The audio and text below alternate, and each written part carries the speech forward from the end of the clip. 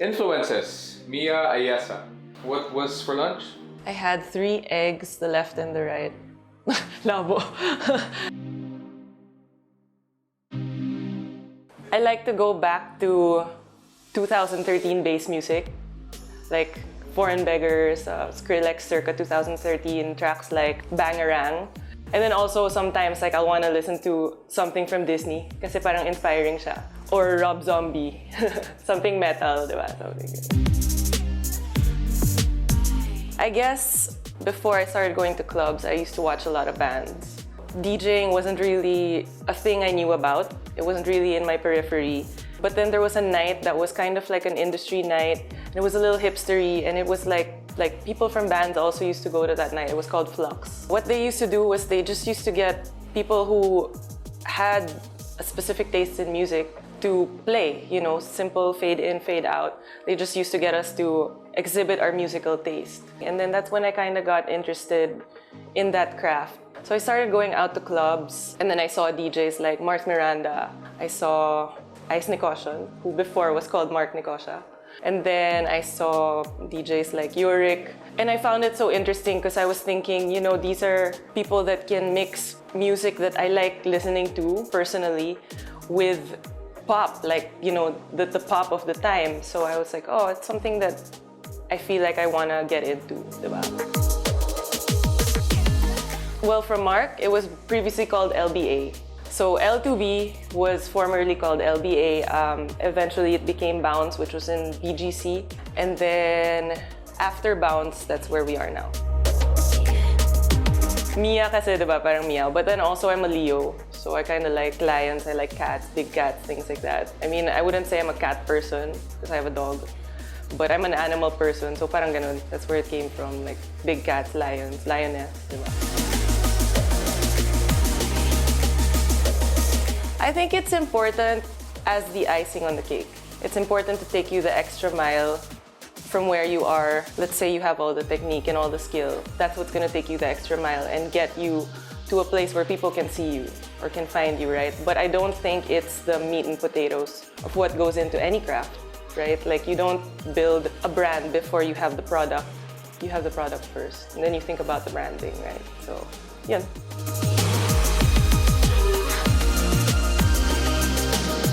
Yeah, there's a lot. Well, Rock, who is an MC, but I know he has a day job. And then also, we have a few students who have they're like CEOs of their business, and then it's just, you know, it's been their frustration for a while, and then they finally decided, okay, I'm gonna bite the bullet, start to learn to DJ, and they're getting gigs now, you know, as DJs. So it's nice and it's inspiring.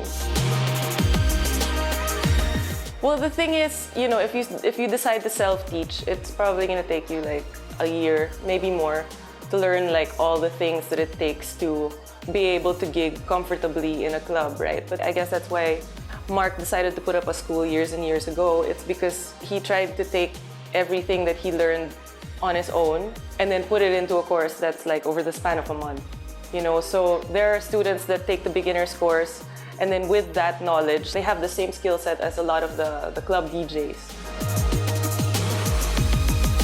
I think there are a few that their learning process is a little bit, it's not to the speed of the course. So maybe it's something that it's not so much for them. Because there are some people that just haven't been exposed to music. So maybe your rhythm for them doesn't come as naturally. And for those people, I mean, if they still wanna pursue it, then by all means, you know, like, it's not like, oh, you failed the course, sorry, hindi ka na pwede, diba? Parang you're hopeless. It's not like that. If you wanna do something, you will, diba?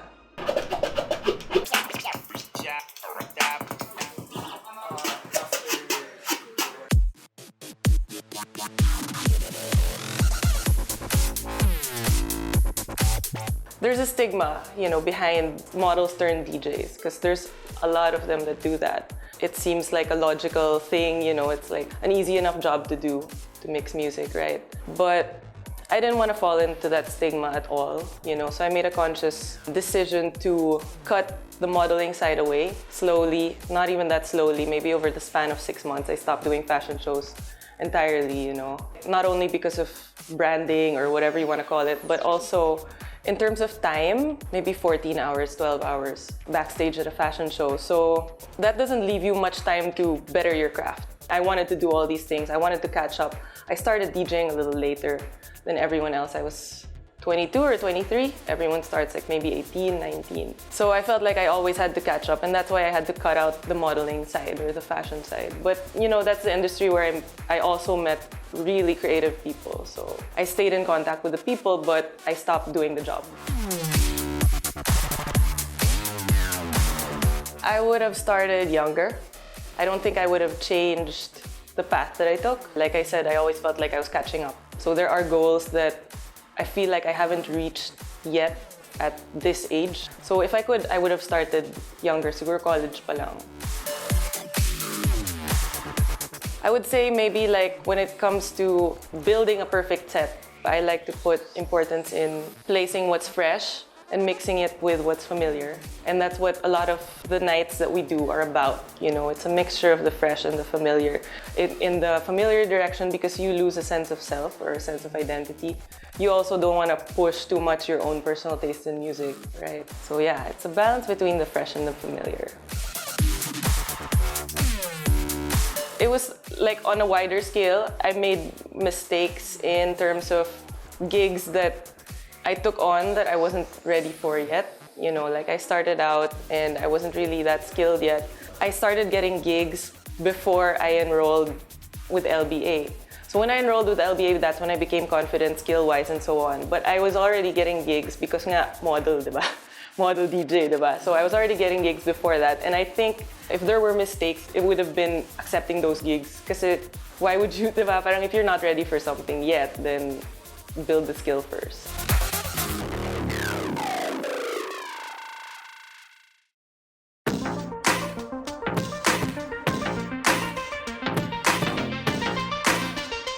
I think the rave culture now is really interesting. I mean, the way I see people really supporting certain DJs and producers, you know, like, for example, someone like Dimas from Iloilo has like a really strong following of people that will like post about him and be like, hey, idol, you know, things like that. It brings me back to like bands had like their followers. I just didn't expect that because DJing is a relatively new craft. It just surprises me that there are these hardcore followers. And it's nice, you know, it's really nice to see.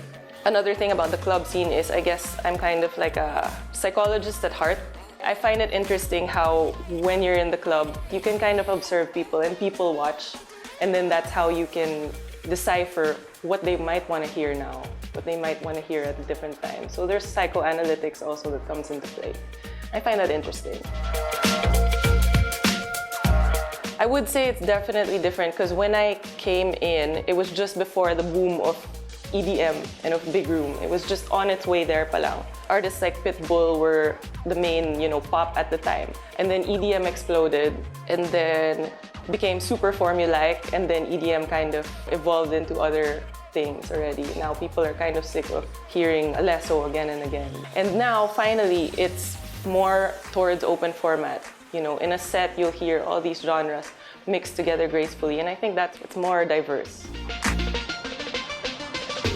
The first time was super nerve-wracking because another situation of I wasn't ready yet skill-wise for my own ideas, but it's interesting to see how eventually your skills will catch up with the ideas that you want to execute in any kind of situation. So the first time around, that's how it felt, and I was super happy. That was the first time around, and then when I joined again, I was happy to be first runner-up to Mecca, who I think is one of the most technical minds there is.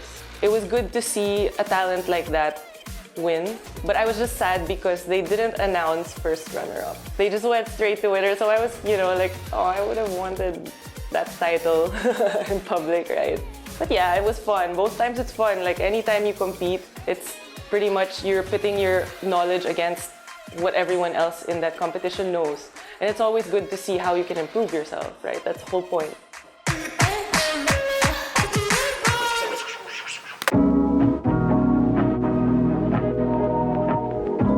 I wouldn't say validation necessarily, but I would say maybe self-validation. Like if you can tell yourself, I did this, this is my goal, and I achieved it, right? I got it. Maybe more than validation coming from other people, it's self-validation, right?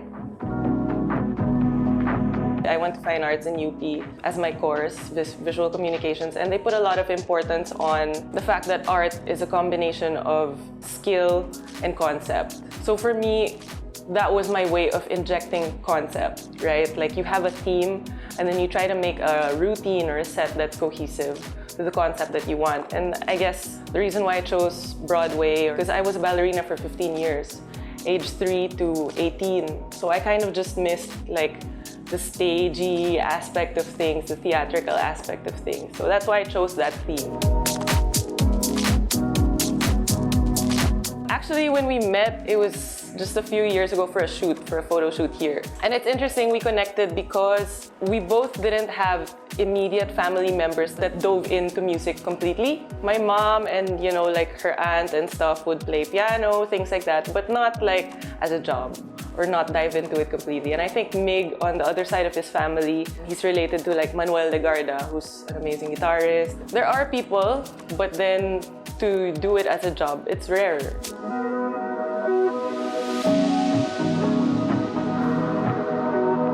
I think it's something that will elevate any good situation. Since I'm a visual artist, I put enough importance into that. And then also, since technology now is so great, why not use it, right? If technology's there, then might as well use it, right?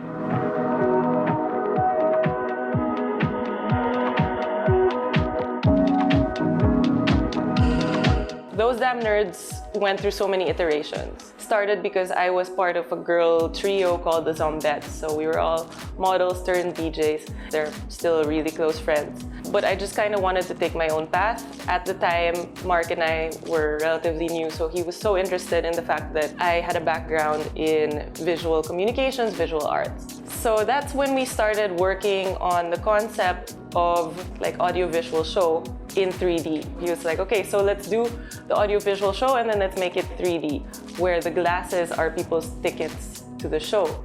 So that's why the name Those Damn Nerds came in, because we were being nerds. We were always just in the studio working on the visuals, working on the set, working on edits, the music, everything, right? And when we get to the show, it's you guys that look like the nerds because you're wearing glasses. That's where the name came from. So when it came to working with him, at the start, we would both be DJing or we would both be behind the deck, since we both have super active hands. So we decided to find other ways. Maybe I'd be on the visuals, maybe I'd do effects on the visuals, maybe he would be the one mixing, and then we'd take turns. We even went through a point wherein we had a vocalist. We went through 3 vocalists, and then we would make edits of familiar songs. She would sing them over different tracks. And then after that, we realized that why not Ice be the vocalist? So he ended up doing that by writing rhymes, bars. So that's the way the nerds run now, and then with the visuals.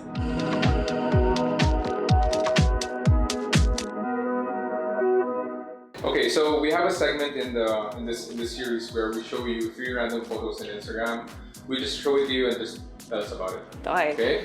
So this is the first one. Yeah, recently, since we moved to this studio, I've been making it a point to make some content. Maybe put out like 2 videos, 2 routines or whatever a month. So at the same time, I just wanted to showcase the clothes that Gerbo got us. So that's what that is. Okay, second photo. That was Bounce in BGC, the studio before this one. And there was a time when in music festivals, as the nerds, we would inflate these giant black balloons. We'd fill it with confetti and then shoot it with a laser. We did that a few times, and then we were testing it there. That's why I was covering my eyes, because someone was gonna pop it with a laser. Okay, last photo.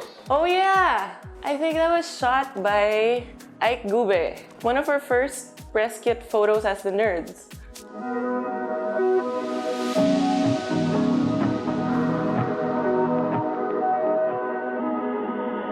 When it comes to creative process, honestly, I don't know anything about business. I know little about math, but I've been a creative since I was like a little kid, like my mom would encourage creativity a lot when she saw it when I was a kid, right? That's pretty much what I've known all my life. So when it comes to process, it's almost natural, it's like just start from the start, just get started, sit down at your workstation and start, right? Well, I think the whole goal when it comes to getting into an industry is it would be nice if everyone had something to bring to the table. And I guess that's what we bring to the table. We want to inspire people to put skill before anything else. We want to inspire people to push themselves when they already know something so well, push themselves a little bit further, always, right? That's what they embody. I guess that's what we want to inspire people to be about.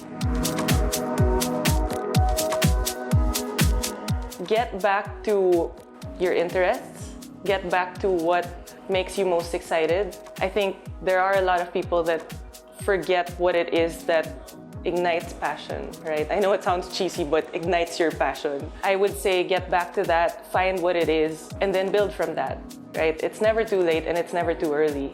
Just start, just get to your workstation and start.